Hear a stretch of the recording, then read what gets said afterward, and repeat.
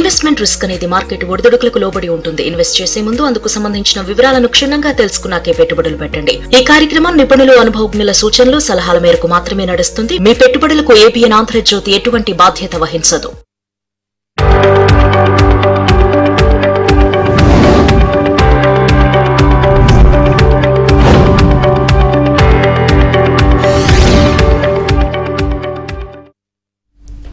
Good afternoon, welcome to ABN business. దేశీయ stock మార్కెట్లో లాభాలు కొనసాగుతున్నాయి. సెన్సెక్స్, నిఫ్టీ లాభాల్లో ట్రేడ్ అవుతున్నాయి. Asian Paints, Cipla, Bharat Electronics, Adani Enterprises షేర్లు లాభాల్లో కొనసాగుతుండగా Power Grid Corporation, M&M, Infosys, Bajaj Auto షేర్లు నష్టాల్లో ట్రేడ్ అవుతున్నాయి. ఇవాళ ఏబిఎన్ బిజినెస్లో మనతో జాయిన్ అయ్యారు ప్రముఖ stock market analyst, economist, supreme court advocate doctor GV Rao garu. ఆయన అడిగి మరిన్ని విషయాలు తెలుసుకున్నారు. రావు గారు నమస్తే. నమస్తే అండి. రావు గారు, ఇవాళ మార్కెట్లు అంటే వరుస నష్టాల తర్వాత దాదాపు 4 రోజుల తర్వాత మళ్ళీ లాభాల్లో కొనసాగుతున్నాయి. సో కారణాలు ఏమనుకోవచ్చు? అయితే ఇది కేవలం స్వల్పంగా వచ్చినటువంటి కరెక్షన్ అని చెప్తాం. అంటే ఎప్పుడైతే కంటిన్యూస్ ఫాల్ ఒక 3-4 డేస్ జరిగిన తర్వాత ఒక స్వల్ప మద్దతు అనేటువంటిది రావటం తప్పించి పెద్ద ప్రత్యేకంగా బుయాన్సీ కానీ లేకపోతే ఈ వచ్చినటువంటి పెరుగుదల అనేటువంటి గ్యారెంటీ నిలబడుద్ది అనేటువంటి సంకేతాలు కానీ లేవండి. అంటే ఓవరాల్ ఇప్పటికి కూడా మార్కెట్లో నెగిటివ్ బయాసే ఎక్కువగా ఉందని చెప్పొచ్చు మనం. ఈ పరిస్థితుల్లో ఇన్వెస్టర్స్ అయితే చాలా జాగరూకతతో ఉండాల్సినటువంటి అవసరం ఉంది. మనకి పరిస్థితులకు అనుగుణంగానే నిర్ణయాలు తీసుకోవాలే కానీ తొందరపడిపోయి మాత్రం వెళ్ళకూడదు. మనం గత వారం కూడా మనం మాట్లాడుకున్నాం. సడన్గా ఆ రోజు మార్కెట్ విపరీతంగా పెరిగినప్పుడు లాభాలు సేకరించడం మంచిదని చెప్పాం. ఇప్పుడు ఇన్వెస్టర్స్ అవలంబించాల్సినటువంటి విధానం ఏంటంటే, ఏదైనా మంచిగా ఒక మార్కెట్ ఒక రోజు మంచి ర్యాలీ కనుక వస్తే ఆ ర్యాలీని లాభాల సేకరణకు ఉపయోగించుకోవటము, బాగా ఫాలో అయినప్పుడు మాత్రం ఎంటర్ అవటము, స్వల్పకాలంలో ఎప్పుడు లాభాలు వచ్చే అవకాశం ఉంటే లాభాలు తీసుకుంటూ అలా మార్కెట్లో ప్రాఫిట్స్ ఎర్న్ చేసుకోవటం అనే దాన్ని అలవాటు చేసుకుంటే ఇన్వెస్టర్స్కి ఎక్కువ ప్రయోజనకరంగా ఉంటుందండి. ఇక్కడ ఫస్ట్ కాలర్తో మాట్లాడదాం. ఇవాళ ప్రేమ్ కుమార్ గారు హైదరాబాద్ నుంచి కాల్ చేశారు. ప్రేమ్ కుమార్ గారు నమస్తే. డాక్టర్ జీవి రావు గారు ఉన్నారు, మాట్లాడండి. Good afternoon sir. Good afternoon అండి. సార్, జేడబ్ల్యూ ఇన్ఫ్రా 278 లో ఉన్నాయి. అది ఎక్కడ వరకు హోల్డ్ చేసుకోమంటారా, ఎగ్జిట్ అవ్వమంటారా? అంటే మీ యొక్క ఇన్వెస్ట్మెంట్ ఎంతకాలం హోల్డ్ చేద్దాం అనుకుంటున్నారు? సార్, అప్పుడే 1 year అయింది. ఇంకొక 3 years వరకు వెయిట్ చేయమంటారు. ఇంకా 3 years మీరు హోల్డ్ చేసే ఇంట్రెస్ట్ ఉంటే కనుక డెఫినెట్గా హోల్డ్ చేయొచ్చండి. ఇప్పుడు కరెంట్ రేట్లో అమ్మవలసిన అవసరం అయితే లేదు. Right sir. Next caller Vijay Bhaskar garu Hyderabad నుంచి కాల్ చేశారు. భాస్కర్ గారు నమస్తే. ఏ స్టాక్స్ గురించి తెలుసుకోవాలనుకున్నారు? డాక్టర్ జీవి రావు గారు ఉన్నారు మనతో, ఇవాళ అడగండి. నమస్తే జీవి రావు గారు. నమస్తే అండి. నాకు ఒకసారి 2 స్టాక్ల గురించి కావాలండి. చెప్పండి సార్. ఒకటి ఎటర్నల్ 300 చొప్పున 2000 షేర్లు తీసుకున్నాం. సెకండ్ స్టాక్ వచ్చి నాట్కో ఫార్మా 13 చొప్పున 1000 షేర్లు తీసుకున్నాం. నాకు కొండ రేట్ వస్తుందా రాదా అని చెప్పండి. ఒకటి రావు గారు, ముందుగా మీరు ఎటర్నల్ విషయానికి వస్తే, అంటే మీరు ఎంటర్ అయినటువంటి ప్రైస్ చాలా ఎక్కువ ప్రైస్లోనే మీరు ఎంటర్ అయ్యారు. ఆ కొన్నటువంటి రేటు వస్తుందా అంటే రేటు వస్తుంది, కాకపోతే ఎంతకాలంలో వస్తుంది అనేటువంటిది మనం ఎగ్జాక్ట్గా ప్రెడిక్ట్ చేయగలిగినటువంటి పరిస్థితి లేదు. మార్కెట్ పరిస్థితులకు అనుగుణంగానే అది కూడా మూమెంట్ జరిగేటువంటి అవకాశం ఉంది. మనం చూస్తే ఇప్పుడు స్విగ్గీ ఎటర్నల్లో రిలేటివ్లీ ఎటర్నల్ చాలా మంచి పర్ఫార్మెన్స్ చూపిస్తూ వచ్చింది. ఇక్కడి నుంచి కూడా ఎటర్నల్ మంచి పర్ఫార్మెన్స్కి అవకాశం ఉంది. మీరు కొన్న ప్రైస్ రావడానికి అయితే కొంత సమయం పడుతుంది కనుక పేషెన్స్తో వెయిట్ చేయడం తప్పించి ఇంకా దానికి రెండో మార్గం ఉండదు. అలాగే నాట్కో ఫార్మా కూడా ఫండమెంటల్గా మంచి కంపెనీ, రిజల్ట్స్ కూడా బాగున్నాయి. ఇది కూడా మీకు సమీప భవిష్యత్తులో మంచి రేట్ వచ్చే అవకాశం ఉంది. అది కాకుండా ఫార్మా సెక్టారు రానున్న రోజుల్లో మంచి పనితీరు కనపరిచే అవకాశం ఉంది కాబట్టి దీన్ని కూడా మీరు హోల్డ్ చేయొచ్చు. ఈ 2 షేర్లు కూడా ఫండమెంటల్గా మంచి కంపెనీలే కాబట్టి మీరు తొందరపడి అమ్మకుండా హోల్డ్ చేస్తే మీరు ఆశించిన ఫలితం రావచ్చండి. Right sir. Next caller Harnath garu Bengaluru నుంచి కాల్ చేశారు. హర్నాథ్ గారు నమస్తే. ఏ స్టాక్స్ గురించి తెలుసుకోవాలనుకుంటున్నారో అడగండి. సార్ నమస్తే సార్. MRPL లెన్స్ కార్ట్ చెప్పండి, మీ డౌట్ ఏంటి అందులో? సార్ 160లో తీసుకున్నాను MRPL. సో తర్వాత లెన్స్ కార్ట్ కూడా 546 లో తీసుకున్నాను. దానికి కొంచెం ఎప్పుడు ఎగ్జిట్ అవ్వాలా ఏమనేది కొంచెం అంటేనండి. ఇప్పుడు మార్కెట్ పరిస్థితులు జనరల్గా అయితే ఇప్పుడు సమీప భవిష్యత్తులో మీకు ఎక్స్ట్రాడినరీగా పర్ఫార్మెన్స్ చూపించేసి ఎక్కువ రిటర్న్స్ వస్తాయనే ఆశ అయితే పెట్టుకోవద్దు. కానీ మీరు మినిమం ఒక 2-3 సంవత్సరాలన్నా హోల్డ్ చేసే ఆలోచన ఉంటే మాత్రం ఈ 2 షేర్లు కూడా హోల్డ్ చేయదగినటువంటి షేర్లేనండి. అయితే సమీప భవిష్యత్తులోనే ఎక్కువ రిటర్న్స్ వస్తాయని మాత్రం ఆశించలేము.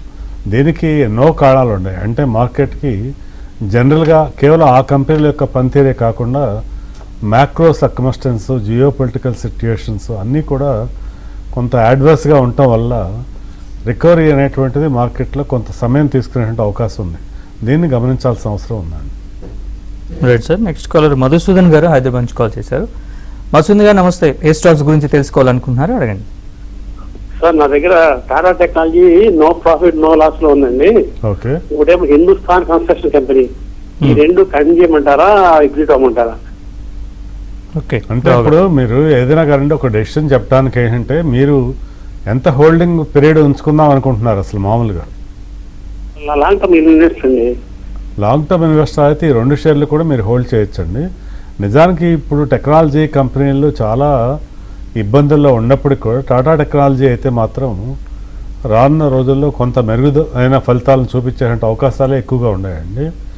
మనం కంపెనీ యొక్క వర్కింగ్ రిజల్ట్స్ కానీ టెక్నికల్గా చూసినా కూడా రిలేటివ్లీ ఈ యొక్క ప్రైస్లో అయితే మాత్రం మీరు సేల్ చేయకండి.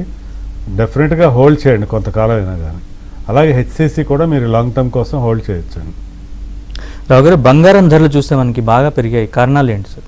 అయితే ముఖ్యంగా ఈరోజు బంగారం ధర విపరీతంగా పెరగటానికి ప్రధానమైనటువంటి కారణం ఏంటంటే కస్టమ్స్ డ్యూటీ రేట్లని ఒక్కసారిగా 6% 15% పెంచారండి. 6% 15% పెంచడం అంటే ఉదాహరణకి 10 గ్రాముల ధర ఇప్పుడు మనకి 1,50,000 ఉందనుకోండి, 13,500 కేవలం కస్టమ్స్ డ్యూటీలో పెరుగుదల. మొత్తం కస్టమ్స్ డ్యూటీ కాదు, కేవలం పెరుగుదల మాత్రమే.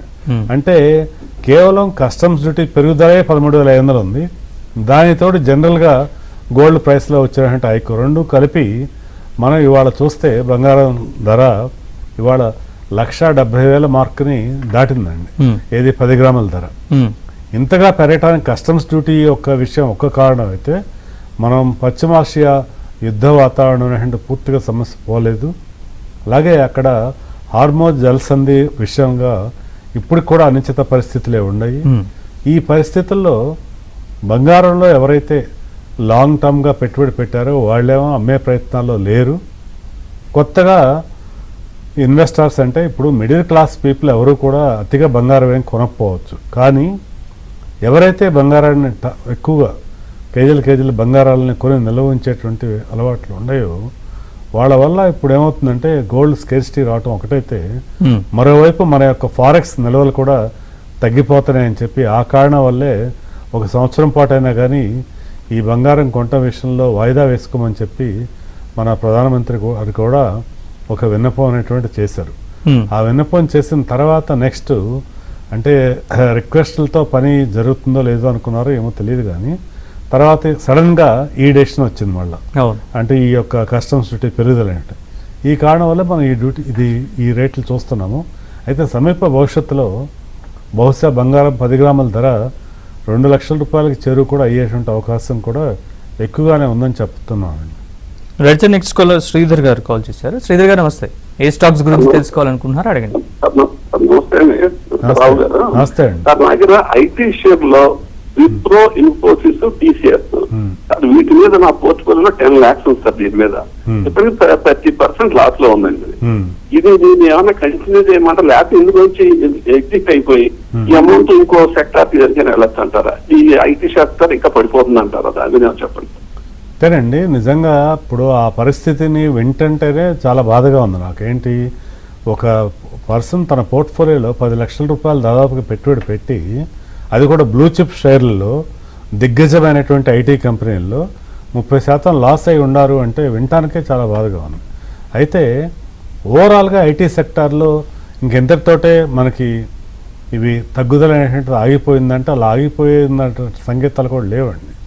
పరిస్థితులు ఏంటంటే ఈ రోజున మనకి ఏఐలో వచ్చేటువంటి పెను మార్పులు ఆల్రెడీ ఆర్టిఫిషియల్ ఇంటెలిజెన్స్ వల్ల ఐటీ సెక్టార్కి ఒక ఇబ్బంది ఉంది అనుకుంటే దానితోడు మళ్ళా ఓపెన్ ఏఐ అంట ఏఐలో కూడా ఎన్నో మార్పులు వస్తూ ఉండటంతో వీటన్నిటికీ సరిపడా మన యొక్క టెక్నాలజీ కంపెనీలు కూడా పెను మార్పులు చేసుకుంటూ తయారవటానికి కొంత ఇబ్బందులు ఎదుర్కొంటున్నాయి. దాంతో వాళ్ళ యొక్క వృద్ధి రేట్ అనేటువంటిది కొంత తగ్గే అవకాశం ఉంది. కాకపోతే ఈ పర్టికులర్ ఇన్వెస్టర్కి నేను చెప్పేటువంటి సలహా ఏంటంటే, తొందరపడి ఇప్పుడు ఇంత ఫాల్ అయిన తర్వాత మీరు అమ్మకుండా మార్కెట్లో కాస్త ర్యాలీ అయినా కానీ వచ్చినప్పుడు ఈ ఐటీ షేర్లో కూడా కాస్త ర్యాలీ వస్తే అప్పుడు మీరు ఎగ్జిట్ అయ్యే ప్రయత్నం చేయటం మంచిదండి. అలా ఎగ్జిట్ అయిన తర్వాత అప్పుడు ఆ వచ్చిన డబ్బులు మీరేంటంటే ఫార్మా, హాస్పిటల్స్, తర్వాత అలాగే మంచి క్యాపిటల్ గూడ్స్ సెక్టారు, డిఫెన్స్, ఈ రంగాల్లో ఉన్న షేర్లో పెట్టుబడి పెడితే మంచి ఫలితం ఉండొచ్చు. రావు ఇప్పుడు మీరు చెప్పింది ఆల్రెడీ ఆయన ఇన్వెస్ట్ చేసి ఉన్నారు కాబట్టి అదే ఫ్రెష్ ఇన్వెస్టర్కి ఇప్పుడు అవాయిడ్ చేయమని చెప్తానండి. ఫ్రెష్ ఇన్వెస్టర్ అయితే ఐటీ రంగంలో ఏదైనా ఇన్వెస్ట్ చేయాలంటే ప్రస్తుతం అయితే అవాయిడ్ చేయండి. ఎందుకంటే ఐటీ సెక్టార్ ఇప్పుడు ఇంతగా ఫాలో అయింది కదా, 52 వీక్ లోకి వచ్చాయి. ఇప్పుడు మీరు చూస్తే మన టీసీఎస్ బిలో 2300 అంటే 2270 ఇట్లా ట్రేడ్ అవుతుంది ఈ రోజున. అది 52 వీక్ లోలో ఉంది. ఇన్ఫోసిస్ కూడా నిన్నే 1130లో 52 వీక్ లోకి వచ్చేసింది. విప్రో ఇవన్నీ కూడా 52 వీక్ లోలో ఉన్నాయి. అయితే న్యూ లోస్ క్రియేట్ అవుతున్నాయి తప్పితే ప్రతిరోజు కూడా ఇక్కడి నుంచి న్యూ హైస్ క్రియేట్ అవుతాయని కానీ లేకపోతే ఇంకా ఈ తగ్గుదల పూర్తిగా ఆగిపోతుంది అనేటువంటి అవకాశాలు కనపడతలేదు. కాబట్టి ప్రస్తుతానికి ఈ ఐటీ సెక్టార్కి దూరంగా ఉండటమే మంచిదండి. ఫ్రెష్గా ఇన్వెస్ట్ చేద్దామంటే ఇన్వెస్టారు కొంత మొత్తాన్ని అసలు క్యాష్ రూపంలోనే ఉంచుకోవటం, లేకపోతే బ్యాంక్ ఎఫ్డీల్లో కూడా పెట్టుకుని కొద్ది మొత్తాన్నే స్టాక్ మార్కెట్లో ఇన్వెస్ట్ చేస్తూ, అది కూడా మనం మాట్లాడుకున్నటువంటి సెక్టార్ల వైపే తనకు ఫ్రెష్ ఇన్వెస్ట్మెంట్లోకి వెళ్ళటం బెటర్. కానీ ఐటీ సెక్టార్ దూరంగా ఉండటమే మంచిదండి ఫ్రెష్ ఇన్వెస్ట్మెంట్ అయితే. Right sir, next caller Dinesh garu call చేశారు. దినేష్ గారు నమస్తే. ఏ స్టాక్స్ గురించి తెలుసుకోవాలనుకుంటున్నారు అడగండి. Good afternoon sir. Good afternoon. Good afternoon, చెప్పండి. సార్ ఇది DSM fresh foods average price 115 లో ఉన్నాయి. ఏదన్నా మళ్ళీ చెప్పండి. ఒక్కసారి మళ్ళీ రిపీట్ చేయండి. DSM food DSM. ఓకే చెప్పండి, మీ డౌట్ ఏంటి చెప్పండి. అది సెల్ చేయాలా సార్? దాని ఫండమెంటల్స్ కాదు సార్, లైక్ లాంగ్ టర్మ్ లో ఎలా ఉంటుంది? ఆల్రెడీ 1.5 years నుంచి హోల్డ్ చేస్తున్నాం. అయితే రండి, అది ఇప్పటి నుంచి కూడా కనీసం ఇంకో సంవత్సరం అన్నా కానీ హోల్డ్ చేస్తే ఇంకో 2 quarters రిజల్ట్స్ చూసిన తర్వాత మాత్రమే ఫైనల్గా ఒక డెసిషన్కి రావచ్చు. ప్రస్తుతం అయితే హోల్డ్ చేయండి. అంటే ఫండమెంటల్స్ పరంగా బాగానే ఉంది. ఇప్పుడు మార్కెట్ జనరల్ ఫాల్ వల్ల మీరు ఆశించిన గ్రోత్ కనపడకపోవచ్చు, కానీ ఇప్పుడైతే దీన్ని సేల్ చేయాల్సిన అవసరం లేదండి. కాల్ చేశారు కాలర్. సతీష్ గారు నమస్తే. నమస్తే అండి. నమస్తే అండి సార్, చెప్పండి సతీష్ గారు. సార్ నా దగ్గర ఎన్ఎండిసి ఒకటి పవర్ ఫైనాన్స్, అది అప్పట్లో మీరు చెప్పింది ఒక 20% ప్రాఫిట్ లో ఉన్నాను. ప్రాఫిట్ అనేది తీసుకోమంటారా, ఇంకా కొంచెం హోల్డ్ చేయమంటారా? అట్లా సీజీ పవర్ కూడా సార్. అయితే పవర్ సెక్టార్ వచ్చేసరికి ఇప్పుడు ఇక్కడి నుంచి కూడా ఇంకా మంచి ఫలితాలు అందించే అవకాశం ఉందండి. సీజీ పవర్ అయితే మీరు హోల్డ్ చేసి మిగతా 2 కూడా ప్రాఫిట్ తీసుకుని ప్రస్తుతానికి క్యాష్లో ఉండటమే బెటర్ అండి.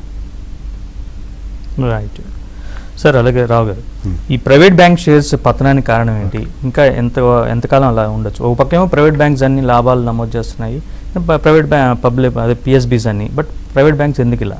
లేదండి, ఇప్పుడు ఇక్కడ ఏంటంటే పబ్లిక్ సెక్టార్ బ్యాంక్స్ విషయంలో కూడా మనం చూస్తే క్వార్టర్లీ ఫలితాలను కనుక Q4 ఫలితాలను విశ్లేషిస్తే ముఖ్యంగా స్టేట్ బ్యాంక్ ఆఫ్ ఇండియా యొక్క ఫలితాలు ఆశించిన స్థాయిలో లేవండి. అందుకని చెప్పి investors state bank of India యొక్క షేర్ ప్రైస్ విషయంలో కూడా పనిష్ చేయడం జరిగింది. అంటే స్టేట్ బ్యాంక్ ఆఫ్ ఇండియా యొక్క ఫలితాలు ఆశించిన స్థాయిలో లేవని చెప్పి. అలాగే ఇప్పుడు ప్రైవేట్ సెక్టార్ బ్యాంక్స్ విషయానికి వస్తే ఇప్పుడు మనకు హెచ్డిఎఫ్సి బ్యాంకు, ఐసిఐసిఐ బ్యాంకు 2 కూడా తీవ్రంగా నిరాశపరిచాయి ఇన్వెస్టర్స్ని. అంటే ఈ షేర్ ప్రైస్ మూమెంట్ అనేటువంటి అలా పడుతూ వచ్చింది. ఇప్పుడు మనకు నిజానికి హెచ్డిఎఫ్సి బ్యాంకు ఈ మెర్జర్ ప్రాసెస్ తర్వాత ఏ రోజు కూడా ఇన్వెస్టర్స్ని ఎక్కువగా సాటిస్ఫై చేసే స్టేజ్లోకి వెళ్ళలేదు. ఈ యొక్క ప్రైస్ అనేది 1000 రూపాయల నుంచి అలా పడుతూ 750 రూపాయల స్థాయికి వచ్చేసింది. హెచ్డిఎఫ్సి లాంటి దిగ్గజ బ్యాంక్ యొక్క షేరు 1000 రూపాయల నుంచి 750 రూపాయలు పతనం అయిందంటే ఇంకా ఇన్వెస్టర్స్కి ఇంకా పెరుగుతులే అని ఆశించడం కూడా దురాశ అవుతుంది అనిపించే స్థాయిలో పతనం అయింది. ఎందుకు ఇలా పతనం అవుతుంది అంటే, ఒకటి క్వార్టర్లీ ఫలితాలు ఆశించిన స్థాయిలో లేకపోవటం అనేటువంటిది ఒక కారణం. తర్వాత ప్రొవిజన్ ఫర్ డెట్స్ అనేటువంటిది కొంచెం ఎక్కువగా చూపించాల్సిన అవసరం రావటం, రెగ్యులేటరీ ప్రెజర్స్, తర్వాత నెట్ ఇంట్రెస్ట్ ఇన్కమ్ మార్జిన్స్ కూడా రోజు కూడా తగ్గిపోవటం. ఈ యొక్క కారణాలన్నిటి వల్ల మనకి ప్రైవేట్ సెక్టార్లో ఉన్నటువంటి లార్జ్ బ్యాంక్స్ అయినటువంటి హెచ్డిఎఫ్సి అండ్ ఐసిఐసిఐ బ్యాంక్ యొక్క షేర్లు ధరల్లో అంత తగ్గుదల అంటే చూసాం. అయితే ఇలా తగ్గుతున్న సమయంలోనే కొద్ది క్వాంటిటీస్లో బై చేయటం స్టార్ట్ చేస్తే ఓవరాల్గా లాంగ్ టర్మ్ ఇన్వెస్టర్ అయితే ప్రయోజనం పొందే అవకాశం ఉందండి. కాకపోతే ఇమ్మీడియట్గా ఆశించిన ఫలితం రాకపోయినా మినిమం 1 year 1.5 year అన్న హోల్డ్ చేయగలిగితే ఇక్కడి నుంచి రీజనబుల్ రిటర్న్ అందొచ్చు. Right sir. Next caller Prabhakar call చేశారు. ప్రభాకర్ నమస్తే అండి. నమస్తే సార్. చెప్పండి మేడం, మీ డౌట్ ఏంటి? నమస్తే అమ్మా. సార్ ఏరోగ్రీన్ నాది 28% చార్ట్ లో ఉన్నాను సార్. 715 లో ఉన్నాయి. Okay. అది హోల్డ్ చేయమంటారా యావరేజ్ చేయమంటారా చెప్పండి. తర్వాత నెక్స్ట్ ఎలక్ట్రా గ్రీన్ 26% ప్రాఫిట్ లో ఉన్నాను. అది ఎగ్జిట్ అయిపోమంటారా? ఓకే. ఇప్పుడు ఏదైతే మీరు లాస్లో ఉన్నామని చెప్పినప్పటికి కూడా అది ప్రజెంట్ ఏంటంటే మార్కెట్లో మళ్ళీ రికవరీకి అవకాశం ఉంది కదా, డెఫినెట్గా మీరు హోల్డ్ చేయండి. అలాగే ఎలక్ట్రా గ్రీన్ కూడా ఇక్కడి నుంచి కూడా ఇంకా పెరిగేటువంటి అవకాశం ఉందమ్మా. ఒకవేళ మీకు ఏదైనా ఫైనాన్షియల్గా రిక్వైర్మెంట్ ఉంటేనే సేల్ చేయండి, కానీ లేకపోతే ఈ షేరు ముందు రోజుల్లో కూడా మరింత పనితీరు కనపరిచే అవకాశం ఉంది. మీ యొక్క ప్రాఫిట్స్ కూడా ఇంకా పెరిగే అవకాశం కూడా ఉందమ్మా. కనుక ఈ 2 షేర్లు కూడా హోల్డ్ చేయమనే చెప్తాను. Right sir. Next caller Praveen garu. Praveen గారు నమస్తే సార్. ఏ స్టాక్స్ గురించి తెలుసుకోవాలనుకుంటున్నారు అడగండి. Good afternoon sir. Good afternoon. చెప్పండి. టాటా స్టీల్ 175 లో ఉన్నాయి. అది ఎక్కడ వరకు టార్గెట్ పెట్టుకోవచ్చు? ఎన్ని 5 years ఉండాలనుకున్నాను. ఓకే. చెప్పండి రావు గారు. ఇప్పుడు మెటల్ సెక్టార్కి సంబంధించిన షేర్లో లో beta stock Tata steel. Tata steel price మీరు 5 సంవత్సరాలు హోల్డ్ చేయటం అంటే అది మోర్ దాన్ డబుల్ అయ్యేటువంటి అవకాశం ఉంది. ఈవెన్ 400 to 500 రూపీస్ వరకు కూడా వెళ్ళే అవకాశం ఉంది. డెఫినెట్గా మీకు మనం కంపేర్ టు బ్యాంక్ డిపాజిట్స్ అట్లా చూసుకున్నప్పుడు యావరేజ్గా ఒక మంచి రిటర్నే మీకు ఇందులో వచ్చేటువంటి అవకాశం ఉంది. డెఫినెట్గా హోల్డ్ చేయొచ్చండి టాటా స్టీల్. తగ్గినప్పుడల్లా మరికొన్ని షేర్లు కూడా మీరు యాడ్ చేసుకోవచ్చు. మెటల్ సెక్టార్లో లో రిస్క్ హై రిటర్న్ పాసిబిలిటీ ఉన్న షేర్లో టాటా స్టీల్ ప్రథమ స్థానంలోనే ఉంటుందని చెప్పొచ్చండి. Right sir. Next caller Venkanna garu Nalgonda నుంచి కాల్ చేశారు. వెంకన్న గారు నమస్తే. ఏ స్టాక్స్ గురించి తెలుసుకోవాలనుకుంటున్నారు అడగండి. నమస్తే సార్. నమస్తే అండి. India bull real estate Samman capital ఉంచుకోవచ్చు అండి, యావరేజ్ చేసుకోవచ్చా? రెండు కూడా యావరేజ్ చేయకండి. నిజానికి ఏ కాస్త ర్యాలీ వచ్చినా కూడా మీరు ఎగ్జిట్ అవటమే మంచిదండి. రియల్ ఎస్టేట్ సెక్టార్లో ఇండియా బుల్స్ కన్నా కూడా ఇంకా చాలా మంచి కంపెనీలు ఎన్నో ఉన్నాయి మార్కెట్లో. దీనిలో మీరు ఏ కాస్త ర్యాలీ వచ్చినా కూడా ఎగ్జిట్ అయ్యి వేరే కంపెనీల్లోకి షిఫ్ట్ అయ్యేటువంటి ప్రయత్నం చేయటం మంచిదండి లేటెస్ట్ తోటి. రావు గారు, మనకి ప్రస్తుతం ఇంకా అనిశ్చితులు అనేవి తొలగిపోలేదు, ఈ వార్ ఇవన్నీ కూడా. సో ఈ రోజు అంటే రానున్న రోజుల్లో భవిష్యత్తులో ఏ సెక్టార్స్ రాణించే అవకాశం ఉంది? అయితే ఇప్పుడు ఉండేటువంటి సినారియోలో చూస్తే ఈ రోజున కూడా ఇన్వెస్ట్ చేసినా కూడా ఇన్వెస్టర్స్కి ప్రయోజనకరంగా ఈ రానున్న సంవత్సర కాలం ఉండేటువంటి సెక్టార్స్ ఏంటి అని అడిగితే క్యాపిటల్ పబ్లిక్ సెక్టార్లో ఉన్నటువంటి క్యాపిటల్ గూడ్స్కి సంబంధించినటువంటి కంపెనీలు. అది ఫర్ ఎగ్జాంపుల్కి ఇప్పుడు మనం చూస్తే పవర్ ఫైనాన్స్ కార్పొరేషన్ అయినా, ఆర్ఈసీ అయినా, అలాగే కోల్ ఇండియా, ఇవన్నీ కూడా మంచి పనితీరు కనపరిచే అవకాశం ఉంది. అలాగే ఈవెన్ ప్రైవేట్ సెక్టార్లో కూడా capital goods, energy related companies, తర్వాత pharma, health care, hospitals, defence sector, ఈ రంగాలన్నీ కూడా కమింగ్ 1 yearలో కూడా మంచి రిటర్న్ ఇచ్చేటువంటి అవకాశం ఉందండి. అందుకని స్లోగా ఇప్పుడు మనం అనుకున్నటువంటి ఈ సెక్టార్లో ఎక్వైర్ చేయటం అనేటువంటిది ఇన్వెస్టర్ స్టార్ట్ చేసి క్రమం తప్పకుండా ఇన్వెస్ట్ చేస్తే మంచి ఫలితాలే ఉంటాయండి. Right sir. Next Bhaskar Reddy గారు కాల్ చేశారు. భాస్కర్ రెడ్డి గారు నమస్తే. ఏ స్టాక్స్ గురించి తెలుసుకోవాలనుకుంటున్నారు అడగండి. హలో చెప్పండి సార్.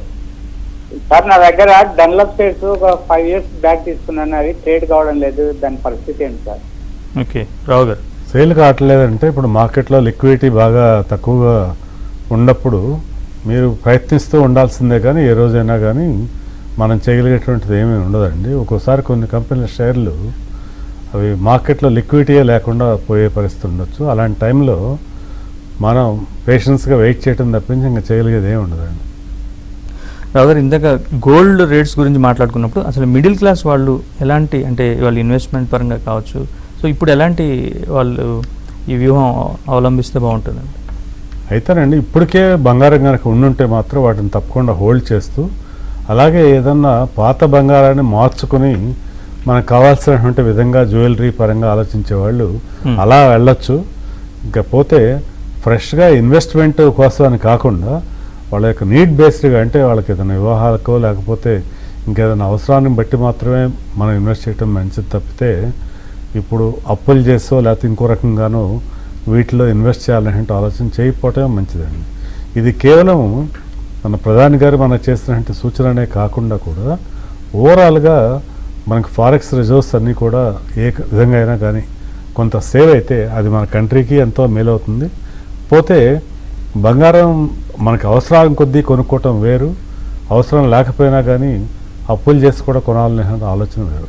అలా అప్పులు చేస్తేనే బంగారాన్ని కొనే ఆలోచన విరమించుకుని అవసరం కోసం మాత్రమే కొనే విధంగా వెళ్తే బెటర్ అండి.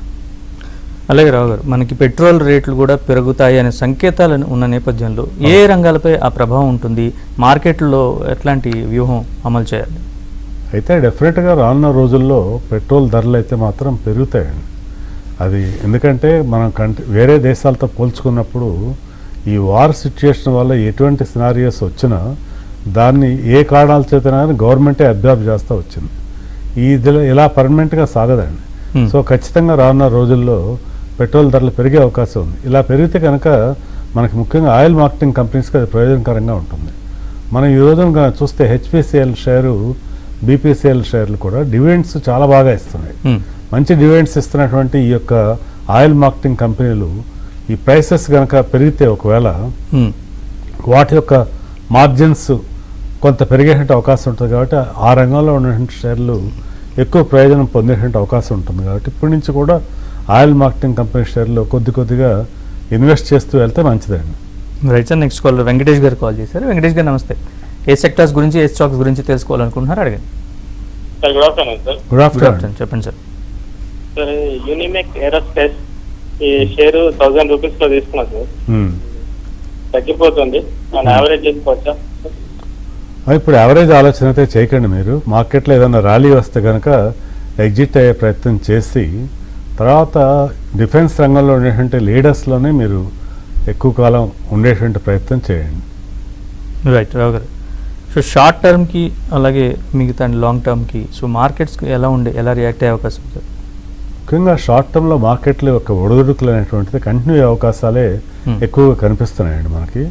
ఏంటంటే ఇప్పుడు హార్మోజ్ జలసంధి విషయంలో ఒక ఖచ్చితమైనటువంటి ఒడంబడిక అనేటువంటిది ఇరాన్ అమెరికా మధ్య రానంత వరకు కూడా ఈ అనిశ్చిత పరిస్థితులు ఏంటంటే కంటిన్యూ అయ్యేటువంటి అవకాశం ఉంది. అలాగే రూపీ యొక్క ఫాల్ అనేటువంటిది ఆగకుండా ఈ యొక్క అనిశ్చిత పరిస్థితి ఇలాగే కంటిన్యూ అయితే షార్ట్ టర్మ్లో మార్కెట్లో ఇంకా కూడా ఈ ఒడిదుడుకులు కంటిన్యూ అవకాశం ఉంది. ఇక లాంగ్ టర్మ్ విషయంగా వస్తే మాత్రం మనకు compare to other economies Indian economy relatively less affected అని చెప్పొచ్చు. ఆ విధంగా చూస్తే మార్కెట్లో స్ట్రాంగ్ ఫండమెంటల్స్ ఉన్న కంపెనీల షేర్లు తగ్గినప్పుడల్లా కొద్ది మొత్తాలను ఇన్వెస్ట్ చేస్తూ వెళ్తే ఇన్వెస్టర్స్కి అది మంచి ప్రయోజనకరంగా ఉండే అవకాశాలు ఉన్నాయండి. థ్యాంక్ యూ వెరీ మచ్ రావు గారు. ఇవాళ ఇన్వెస్టర్స్కి కాలర్స్కి సూచనలు సలహాలు ఇచ్చారు. థ్యాంక్ యూ వెరీ మచ్ అండి. నమస్తే. సో ఇది ఇవాళ